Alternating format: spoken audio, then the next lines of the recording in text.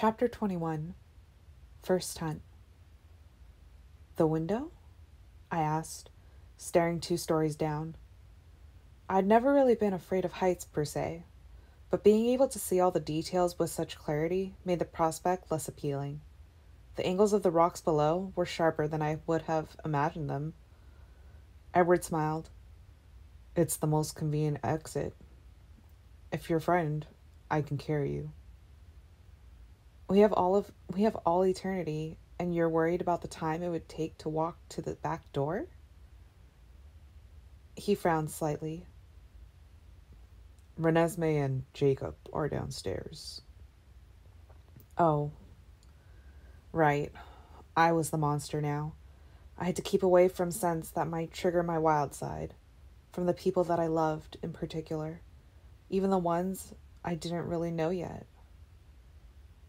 Is Renesmee okay with Jacob there? I whispered. I realized belatedly that it must have been Jacob's heart I'd heard below. I listened hard again, and I could only hear the one steady pulse. He doesn't like her much. Edward's lips tightened in an odd way. Trust me, she's perfectly safe. I know exactly what Jacob is thinking. Of course, I murmured, and looked at the ground again. Stalling? He challenged. A little. I don't know how. And I was very conscious of my family behind me, watching silently. Mostly silently. Emmett had already chuckled under his breath once. One mistake, and he'd be rolling on the floor. Then the jokes about the world's only clumsy vampire would start. Also, this dress that Alice must have put me in sometime when I was too lost in the burning to notice was not what I would have picked out for either jumping or hunting. Tightly fitted ice blue silk? What did she think I would need it for? Was there a cocktail party later? Watch me, Edward said. And then, very casually, he stepped out of the tall, open window and fell. I watched carefully, analyzing the angle at which he bent his knees to absorb the impact. The sound of his landing was very low, a muted thud that could have been a door softly closed, or a book gently laid on a table. It didn't look hard. Clenching my teeth as I concentrated, I tried to copy his casual step into empty air. Ha! The ground seemed to move toward me so slowly that it was nothing at all to place my feet. What shoes had Alice put me in? Stilettos? She'd lost her mind. To place my silly shoes exactly right so that landing was no different than stepping 1 foot forward on a flat surface. I absorbed the impact in the balls of my feet, not wanting to snap off the thin heels. My landing seemed just as quiet as his. I grinned at him. Right. Easy. He smiled back. Bella? Yes? That was quite graceful, even for a vampire. I considered that for a moment, and then I beamed. If he'd just been saying that, then Emmett would have laughed. No one found his remark humorous, so it must have been true. It was the first time anyone had ever applied the word graceful to me in my entire life.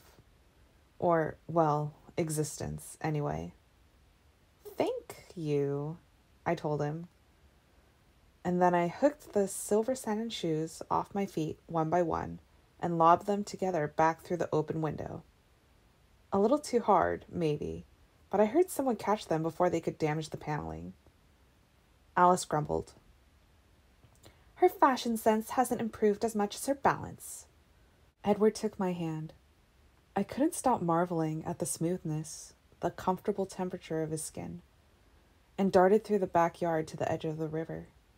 I went along with him effortlessly. Everything physical seems very simple. Are we swimming? I asked him when we stopped beside the water. And ruin your pretty dress? No, we're jumping. I pursed my lips, considering. The river was about 50 yards wide here. You first, I said. He touched my cheek, took 2 quick backward strides, and then ran back those 2 steps, launching himself from a flat stone firmly embedded in the riverbank. I studied the flash of movement as he arced over the water, finally turning a somersault just before he disappeared into the thick trees on the other side of the river.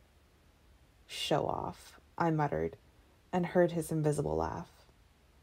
I backed up 5 paces, just in case, and took a deep breath. Suddenly, I was anxious again. Not about falling or getting hurt. I was more worried about the forest getting hurt. It had come on slowly, but I could feel it now. The raw, massive strength thrilling in my limbs. I was suddenly sure that if I wanted to tunnel under the river, to claw or beat my way straight through the bedrock, it wouldn't take me very long. The objects around me, the trees, the shrubs, the rocks, the house, had all begun to look very fragile. Hoping very much that Esme was not particularly fond of any specific trees across the river, I began my first stride, and then stopped when the tight sentence split 6 inches up my thigh. Alice! Well, Alice always seemed to treat clothes as if they were disposable and meant for one-time usage, so she shouldn't mind this. I bent to carefully grasp the hem at the undamaged right seam between my fingers and, exerting the tiniest amount of pressure possible, I ripped the dress open to the top of my thigh. Then I fixed the other side to match. Much better. I could hear the muffled laughter in the house, and even the sound of someone gritting her teeth. The laughter came from upstairs and down, and I very easily recognized the much different, rough, throaty chuckle from the first floor. So Jacob was watching too? I couldn't imagine what he was thinking now, or what he was still doing here. I envisioned our reunion, if he could ever forgive me, taking place far in the future, when I was more stable, and time had healed the wounds I'd inflicted in his heart. I didn't turn to look at him now, wary of my mood swings. It wouldn't be good to let any emotion take too strong a hold on my frame of mind. Jasper's fears had me on edge, too. I had to hunt before I dealt with anything else. I tried to forget everything else so I could concentrate. "Bella?" Edward called from the woods, his voice moving closer. "Do you want to watch again?" But I remembered everything perfectly, of course, and I didn't want to give Emmett a reason to find more humor in my education. This was physical. It should be instinctive. So I took a deep breath and ran for the river. Unhindered by my skirt, it took only one long bound to reach that water's edge, just a 84th of a second, and yet it was plenty of time. My eyes and my mind moved so quickly that one step was enough. It was simple to position my right foot just so against the flat stone and exert the adequate pressure to send my body wheeling up into the air. I was paying more attention to aim than force, and I erred on the amount of power necessary. But at least I didn't err on the side that would have gotten me wet. The 50-yard width was slightly too easy a distance. It was a strange, giddy, electrifying thing, but a short thing. An entire second had yet to pass, and I was across.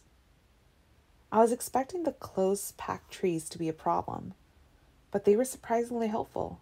It was a simple matter to reach out with one sure hand as I fell back toward the earth again deep inside the forest, and catch myself on a convenient branch. I swung lightly from the limb and landed on my toes, still 15 feet from the ground on the wide bough of a Sitka spruce. It was fabulous. Over the sound of my peals of delighted laughter, I could hear Edward racing to find me. My jump had been twice as long as his. When he reached my tree, his eyes were wide. I leaped nimbly from the branch to his side, soundlessly landing again on the balls of my feet. Was that good? I wondered, my breathing accelerated with excitement. Very good. He smiled approvingly, but his casual tone didn't match the surprised expression in his eyes. Can we do it again? Focus, Bella. We're on a hunting trip. Oh, right. I nodded. Hunting. Follow me, if you can. He grinned, his expression suddenly taunting, and broke into a run. He was faster than me. I couldn't imagine how he moved his legs with such blinding speed, but it was beyond me. However, I was stronger, and every stride of mine matched the length of 3 of his. And so I flew with him through the living green web, by his side, not following at all. As I ran, I couldn't help laughing quietly at the thrill of it. The laughter neither slowed me nor upset my focus. I could finally understand why Edward never hit the trees when he ran, a question that had always been a mystery to me. It was a peculiar sensation, the balance between the speed and the clarity. For while I rocketed over, under, and through the thick jade maze at a rate that should have reduced everything around me to a streaky green blur, I could plainly see each tiny leaf on all the small branches of every insignificant shrub that I passed. The wind of my speed blew my hair and my torn dress out behind me, and, though I knew it shouldn't, it felt warm against my skin, just as the rough forest floor shouldn't feel like velvet beneath my bare soles, and the limbs that whipped against my skin shouldn't feel like caressing feathers. The forest was much more alive than I'd ever known. Small creatures whose existence I'd never guessed at teemed in the leaves around me. They all grew silent after we passed, their breath quickening in fear. The animals had a much wiser reaction to our scent than humans seemed to. Certainly, it had the opposite effect on me. I kept waiting to feel winded, but my breath came effortlessly. I waited for the burn to begin in my muscles, but my strength only seemed to increase as I grew accustomed to my stride. My leaping bounds stretched longer, and soon he was trying to keep up with me. I laughed again, exultant, when I heard him falling behind. My naked feet touched the ground so infrequently now, it felt more like flying than running. Bella, he called dryly, his voice even lazy. I could hear nothing else. He had stopped. I briefly considered mutiny, but with a sigh, I whirled and skipped lightly to his side, some 100 yards back. I looked at him expectantly. He was smiling, with one eyebrow raised. He was so beautiful that I could only stare. Did you want to stay in the country? He asked, amused. Or were you planning to continue on to Canada this afternoon? This is fine, I agreed, concentrating less on what he was saying and more on the mesmerizing way his lips moved when he spoke. It was hard not to become sidetracked with everything fresh in my strong new eyes. What are we hunting? Elk. I thought something easy for your first time. He trailed off when my eyes narrowed at the word easy. But I wasn't going to argue. I was too thirsty. As soon as I had started to think about the dry burn in my throat, it was all I could think about. Definitely getting worse. My mouth felt like 4 o'clock on a June afternoon in Death Valley. Where? I asked, scanning the trees impatiently. Now that I had given the thirst my attention, it seemed to taint every other thought in my head, leaking into the more pleasant thoughts of running and Edward's lips and kissing and scorching thirst. I couldn't get away from it. Hold still for a minute, he said, putting his hands lightly on my shoulders. The urgency of my thirst receded momentarily at his touch. Now, close your eyes, he murmured. When I obeyed, he raised his hands to my face, stroking my cheekbones. I felt my breathing speed and waited briefly again for the blush that wouldn't come. Listen, Edward instructed. What do you hear? everything, I could have said. His perfect voice, his breath, his lips brushing together as he spoke, the whisper of birds preening their feathers in the treetops, their fluttering heartbeats, the maple leaves scraping together, the faint clicking of ants following each other in a long line up the bark of the nearest tree. But I knew he meant something specific, so I let my ears range outward, seeking something different than the small hum of life that surrounded me. There was an open space near us. The wind had a different sound across the exposed grass, and a small creek with a rocky bed. And there, near the noise of the water, was the splash of lapping tongues, the loud thudding of heavy hearts, pumping thick streams of blood. It felt like the sides of my throat had sucked closed. By the creek, to the northeast? I asked, my eyes still shut. Yes, his tone was approving. Now, wait for the breeze again, and what do you smell? Mostly him, his strange honey, lilac, and sun perfume, but also the rich, earthy smell of rot and moss, the resin in the evergreens, the warm, almost nutty aroma of the small rodents cowering beneath the tree roots. And then, reaching out again, the clean smell of the water, which was surprisingly unappealing despite my thirst. I focused toward the water and found the scent that must have gone with the lapping noise and the pounding hearts. Another warm smell, rich and tangy, stronger than the others, and yet nearly as unappealing as the brook. I wrinkled my nose. He chuckled. I know. It takes some getting used to. 3, I guessed. 5. There are 2 more in the trees behind them. What do I do now? His voice sounded like he was smiling. What do you feel like doing? I thought about that. My eyes were still shut as I listened and breathed in the scent. Another bout of baking thirst intruded on my awareness, and suddenly the warm, tangy odor wasn't quite so objectionable. At least it would be something hot and wet in my desiccated mouth. My eyes snapped open. Don't think about it, he suggested as he lifted his hands off my face and took a step back. Just follow your instincts.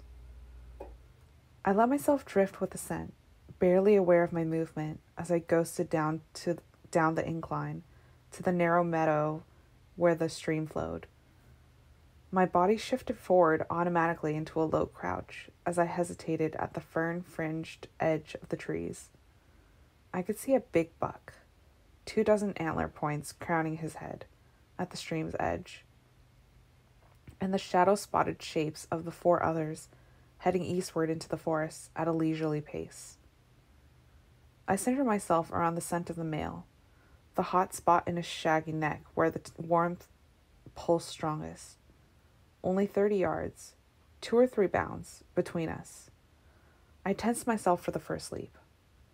But as my muscles bunched in preparation, the wind shifted, blowing stronger now, and from the south. I didn't stop to think, hurtling out of the trees in a path perpendicular to my original plan, scaring the elk into the forest, racing after a new fragrance so attractive that there wasn't a choice. It was compulsory. The scent ruled completely. I was single-minded as I traced it, aware only of the thirst and the smell that promised to quench it. The thirst got worse, so painful now that it confused all my other thoughts and began to remind me of the burn of venom in my veins. There was only one thing that had any chance of penetrating my focus now. An instinct more powerful, more basic than the need to quench the fire. It was the instinct to protect myself from danger, self-preservation. I was suddenly alert to the fact that I was being followed. The pull of the irresistible scent warred with the impulse to turn and defend my hunt. A bubble of sound built in my chest. My lips pulled back of their own accord to expose my teeth in warning. My feet slowed, the need to protect my back struggling against the desire to quench my thirst. And then I could hear my pursuer gaining, and defense won. As I spun, the rising sound ripped its way up my throat and out. The feral snarl, coming from my own mouth, was so unexpected that it brought me up short. It unsettled me, and it cleared my head for a second. The thirst-driven haze receded, though the thirst burned on. The wind shifted, blowing the smell of wet earth and coming rain across my face, further freeing me from the other scent's fiery grip. A scent so delicious, it could only be human. Edward hesitated a few feet away, his arms raised as if to embrace me, or restrain me. His face was intent and cautious as I froze, horrified. I realized that I had been about to attack him. With a hard jerk, I straightened out of my defensive crouch. I held my breath as I refocused, fearing the power of the fragrance swirling up from the south. He could see reason return to my face, and he took a step toward me, lowering his arms. I have to get away from here. I spit through my teeth, using the breath I had. Shock crossed his face. Can you leave? I didn't have time to ask him what he meant by that. I knew the ability to think clearly would last only as long as I could stop myself from thinking of. I burst into a run again, a flat-out sprint straight north, concentrating slowly on the uncomfortable feeling of sensory deprivation that seemed to be my body's only response to the lack of air. My only goal was to run far enough away that the scent behind me would be completely lost, impossible to find, even if I changed my mind. Once again, I was aware of being followed, but I was sane this time. I fought the instinct to breathe, to use the flavors in the air to be sure it was Edward. I didn't have to fight long, though I was running faster than I ever had before, shooting like a comet through the straightest path I could find in the trees. Edward caught up with me after a short minute. A new thought occurred to me, and I stopped dead, my feet planted. I was sure it must be safe here, but I held my breath just in case. Edward blew past me, surprised by my sudden freeze. He wheeled around and was at my side in a second. He put his hands on my shoulders and stared into my eyes. Shock, still the dominant emotion on his face. "How did you do that?" he demanded. "You let me beat you before, didn't you?" I demanded back, ignoring his question. "And I thought I'd been doing so well." When I opened my mouth, I could taste the air. It was unpolluted now, with no trace of the compelling perfume to torment my thirst. I took a cautious breath. He shrugged and shook his head, refusing to be deflected. "Bella, how did you do it?" "Run away?" I held my breath. "But how did you stop hunting?" "When you came up behind me, I'm so sorry about that." "Why are you apologizing to me? I'm the one who was horribly careless. I assumed no one would be so far from the trails, but I should have checked first. Such a stupid mistake. You have nothing to apologize for." "But I growled at you." I was still horrified that I was physically capable of such blasphemy. "Of course you did. That's only natural. But I can't understand how you ran away." "What else could I do?" I asked. His attitude confused me. What did he want to have happened? It might have been someone I know. He startled me, suddenly bursting into a spasm of loud laughter, throwing his head back and letting the sound echo off the trees. "Why are you laughing at me?" He stopped at once, and I could see he was wary again. Keep it under control, I thought to myself. I had to watch my temper, just like I was a young werewolf rather than a vampire. "I'm not laughing at you, Bella. I'm laughing because I'm in shock. And I am in shock because I'm completely amazed." "Why?" "You shouldn't be able to do any of this. You shouldn't be so rational. You shouldn't be able to stand here discussing this with me calmly and coolly. And much more than any of that, you should not have been able to break off mid-hunt with a scent of human blood in the air. Even mature vampires have difficulty with that. We're always very careful of where we hunt, so as not to put ourselves in the path of temptation.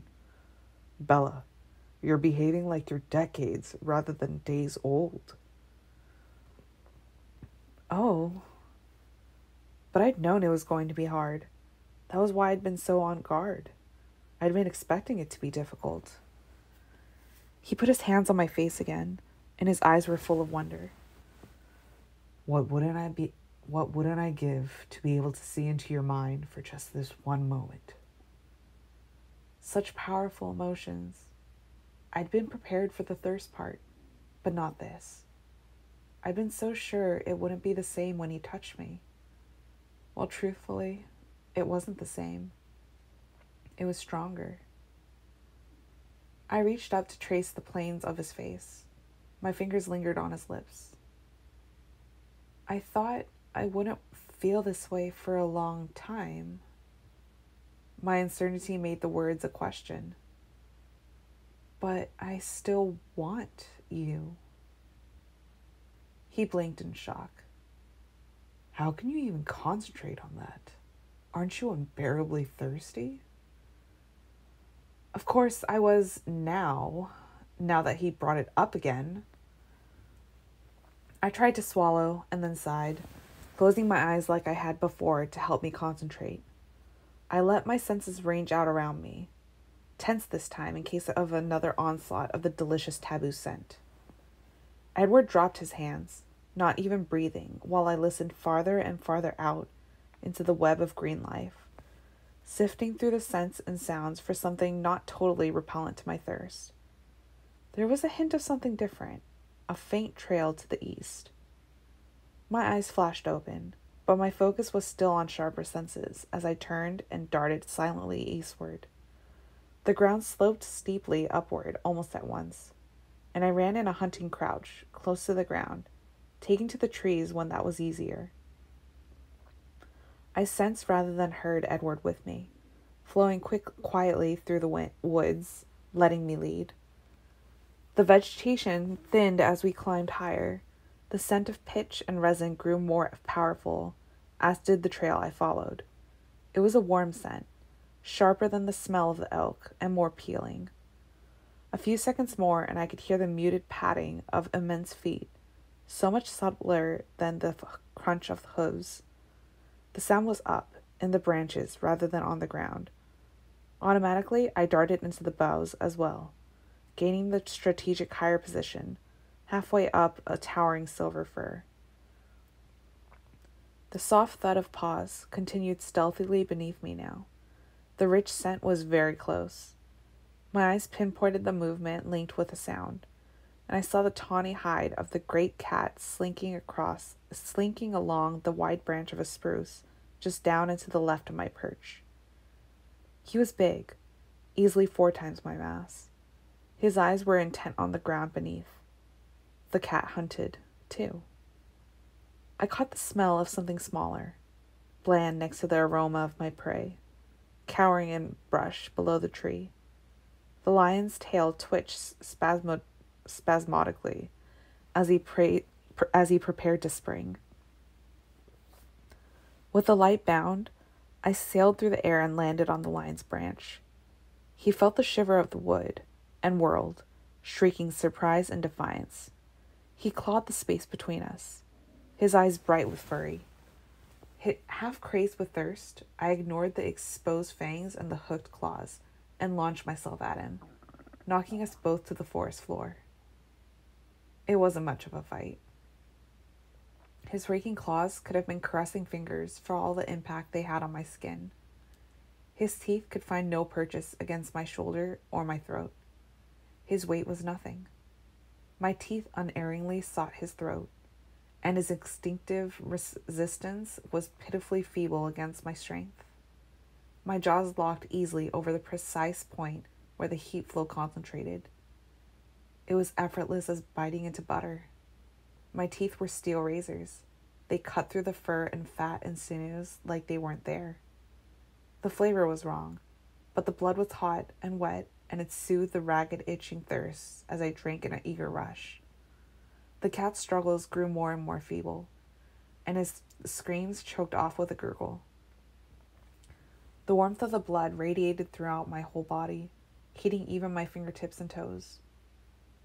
The lion was finished before I was. The thirst flared again when he ran dry, and I shoved his carcass off my body in disgust. How could I still be thirsty after all that? I wrenched myself erect in one quick move. Standing, I realized I was a bit of a mess. I wiped my face off on the back of my arm and tried to fix the dress. The claws that had been so ineffectual against my skin had had more success with thin satin. Edward said. I looked up to see him leaning casually against a tree trunk, watching me with a thoughtful look on his face. I guess I could have done that better. I was covered in dirt, my hair knotted, my dress blood-stained and hanging in tatters. Edward didn't come home from hunting trips looking like this. You did perfectly fine, he assured me. It's just that it was much more difficult for me to watch than it should have been. I raised my eyebrows, confused. It goes against the grain, he explained, letting you wrestle with lions. I was having an anxiety attack the whole time. Silly. I know. Old habits die hard. I like the improvements to your dress, though. If I could have blushed, I would have. I changed the subject. Why am I still thirsty? Because you're young. I sighed. And I don't suppose there are any other mountain lions nearby. Plenty of deer, though. I made a face. They don't smell as good. Herbivores. The meat eaters smell more like humans, he explained. Not that much like humans, I disagreed, trying not to remember. We can go back, he said solemnly, but there was a teasing light in his eye. Whoever it was out there, if they were men, they probably wouldn't even mind death if you were the one delivering it. His gaze ran over my ravaged dress again. In fact, they would think they were already dead and gone to heaven the moment they saw you. I rolled my eyes and snorted. Let's go hunt some stinking herbivores. We found a large herd of mule deer as we ran back toward home. He hunted with me this time, now that I'd gotten the hang of it. I brought down a large buck, making nearly as much of a mess as I had with the lion. He finished with 2 before I was done with the first. Not a hair ruffled, not a spot on his white shirt. We chased the scattered and terrified herd, but instead of feeding again, this time I watched carefully to see how he was able to hunt so neatly. All the times that I had wished that Edward would not leave me behind when he hunted, I had secretly been just a little relieved, because I was sure that seeing this would be frightening, horrifying, that seeing him hunt would finally make him look like a vampire to me. Of course, it was much different from this perspective, as a vampire myself, but I doubted that even my human eyes would have missed the beauty here. It was a surprisingly sensual experience to observe Edward hunting. His smooth spring was like the sinuous strike of a snake. His hands were so sure, so strong, so completely inescapable. His full lips were perfect as they parted gracefully over his gleaming teeth. He was glorious. I felt a sudden jolt of both pride and desire. He was mine. Nothing could ever separate him from me now. I was too strong to be torn from his side. He was very quick. He turned to me and gazed curiously at my gloating expression. No longer thirsty? He asked. I shrugged. You distracted me. You're much better at this than I am. Centuries of practice. He smiled. His eyes were a disconcertingly lovely shade of honey gold now. Just one, I corrected him. He laughed. Are you done for today? Or do you want to continue? Done, I think. I felt very full, sort of sloshy even. I wasn't sure how much more liquid would fit into my body, but the burn in my throat was only muted. Then again, I'd known that thirst was just an inescapable part of this life. And worth it. I felt in control. Perhaps my sense of security was false, but I did feel pretty good about not killing anyone today. If I could resist totally human strangers, wouldn't I be able to handle the werewolf and a half-vampire child that I loved? I want to see Renesmee, I said, now that my thirst was tamed, if nothing close to erased. My earlier worries were hard to forget. I wanted to reconcile the stranger who was my daughter with the creature I'd loved 3 days ago. It was so odd, so wrong not to have her inside me still. Abruptly, I felt empty and uneasy. He held out his hand to me. I took it, and his skin felt warmer than before. His cheek was faintly flushed. The shadows under his eyes all but vanished. I was unable to resist stroking his face again. And again. I sort of forgot that I was waiting for a response to my request as I stared into his shimmering gold eyes. It was almost as hard as it had been to turn away from the scent of human blood, but I somehow kept the need to be careful firmly in my head as I stretched up on my toes and wrapped my arms around him, gently. He was not so hesitant in his movements. His arms locked around my waist and pulled me tight against his body. His lips crushed down on mine, but they felt soft. My lips no longer shaped themselves around his. They held their own. Like before, it was as if the touch of his skin, his lips, his hands, were sinking right through my smooth, hard skin and into my new bones, to the very core of my body. I hadn't imagined that I could love him more than I had. My old mind hadn't been capable of holding this much love. My old heart had not been strong enough to bear it. Maybe this was the part of me that I'd brought forward to be intensified in my new life. Like Carlisle's compassion and Esme's devotion. I would probably never be able to do anything interesting or special like Edward, Alice, and Jasper could do. Maybe I would just love Edward more than anyone in the history of the world had ever loved anyone else. I could live with that. I remembered parts of this, twisting my fingers in his hair, tracing the planes of his chest.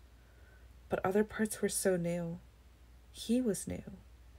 It was an entirely different experience with Edward kissing me so fearlessly, so forcefully.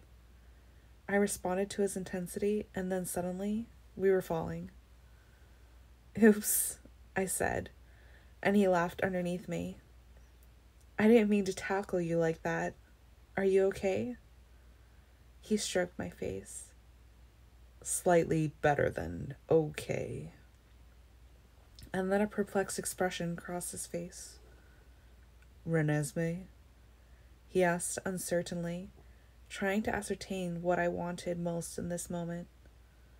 A very difficult question to answer, because I wanted so many things at the same time. I could tell he wasn't exactly averse to procrastinating our return trip, and it was hard to think about much besides his skin on mine. There really wasn't that much left of the dress.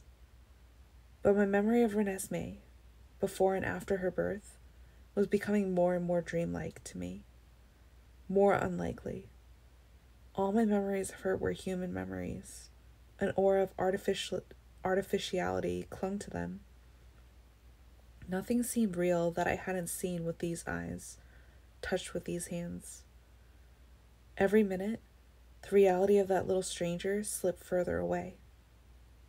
Renesmee, I agreed, rueful, and I whipped back up onto my feet, pulling him with me.